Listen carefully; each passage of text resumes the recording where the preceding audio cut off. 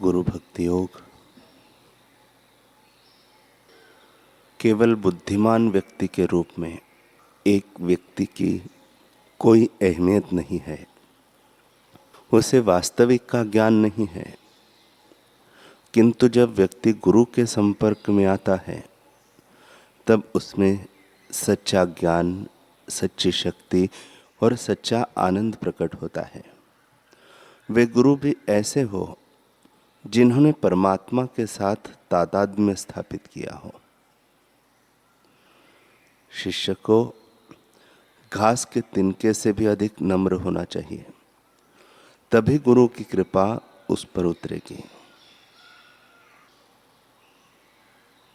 जिसने गुरु प्राप्त किए हैं ऐसे शिष्य के लिए अमरत्व के द्वार खुलते हैं।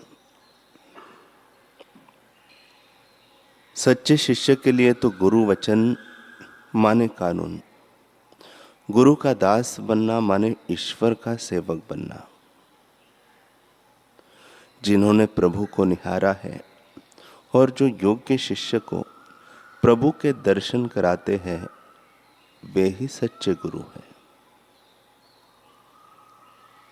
आध्यात्मिक गुरु निरंतर उपदेश से साधक को तालीम देते हैं।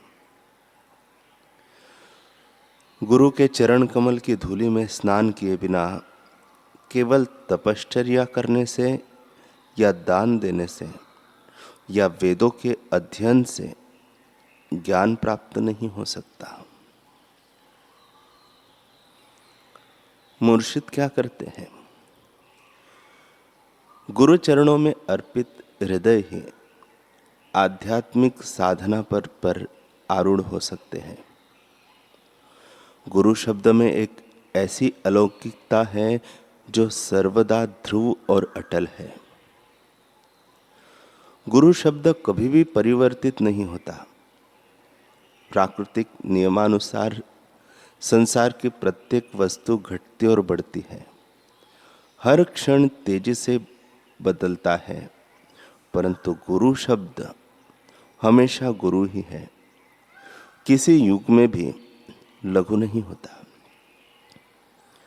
दीक्षित हृदय में गुरु शब्द के प्रति श्रद्धा और भावना होती है तथा वह हृदय वास्तविक शक्ति एवं आनंद के गुप्त रहस्य को जान जाता है।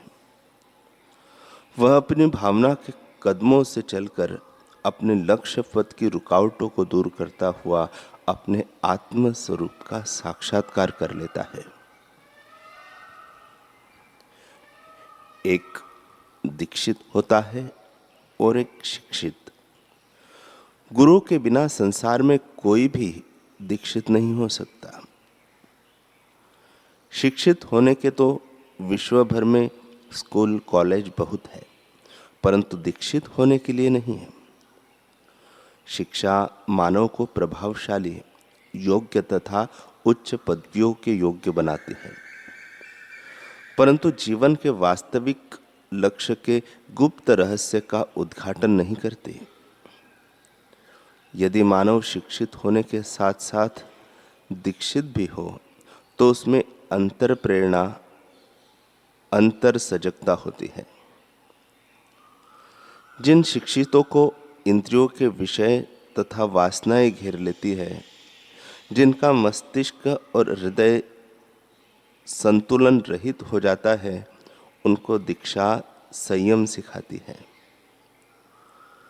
वैसे तो शिक्षा भी एक शक्ति है, परंतु दीक्षा तो ऐसी है जैसे बुझे हुए दीपक में ज्योति जल उठती है। चहुओर का अंधकार नष्ट करके सही मार्ग दिखाती है। सुखी, प्रसन्न और परमात्मा स्वभाव में जगाती है। संसार में जो सुखी है वही प्रसन्न है, जो प्रसन्न है उसके पीछे पुण्य है। पुण्य वही कर सकता है जिसके पीछे त्याग है। त्याग वही कर सकता है जिसके पास विचार है। विचार वही कर सकता है जिसके पास दीक्षा है, और दीक्षित वही है जिसके हृदय में गुरु है। जिसके साथ गुरु है वही सुखी है, वही सच्चे शाश्वत सुख का अधिकारी होता है। मुक्तात्मा महान आत्मा बनता है। मुर्शिद यानी गुरु शब्द में उर्दू के 4 अक्षर होते हैं, मीम, रे, शिन और दाल। मीम अक्षर मुरव्वद यानी गुरु कृपा के लिए आता है।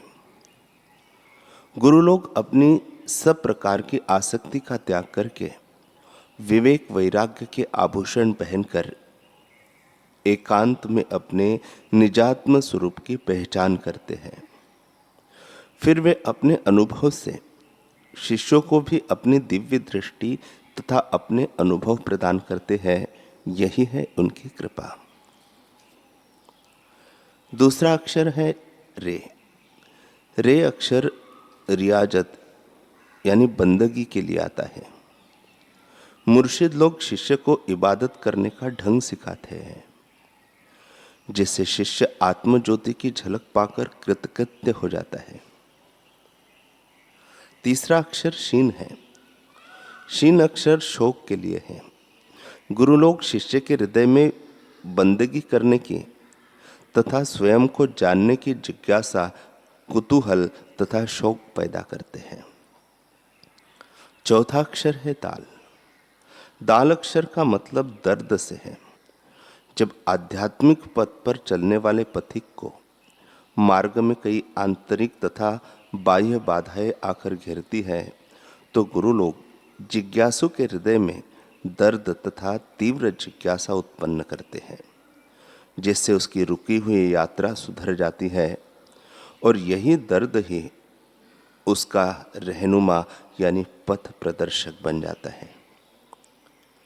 गुरु शिष्य के हृदय में ये चारों ही चीजें जागृत करते हैं, इसलिए उन्हें मुर्शिद कहते हैं।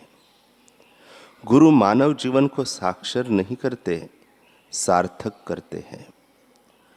गुरु के महिमा का वर्णन कठिन ही नहीं, वरन जितना भी किया जाए कम ही है। जो जिज्ञासु ईश्वर प्राप्ति की जिज्ञासा रखता है वह धन्य तो है ही, परंतु पूर्ण गुरु प्राप्त होने पर तो वह धन्य ही धन्य है। भगवान शिव जी के निम्नलिखित वचन ही यहाँ संत वाणी में प्रकट हुए हैं। धन्या माता पिता धन्यो, गोत्रम धन्यम कुलोद्भव, धन्या च वसुधा देवी, यत्र स्यात् गुरु भक्ततः।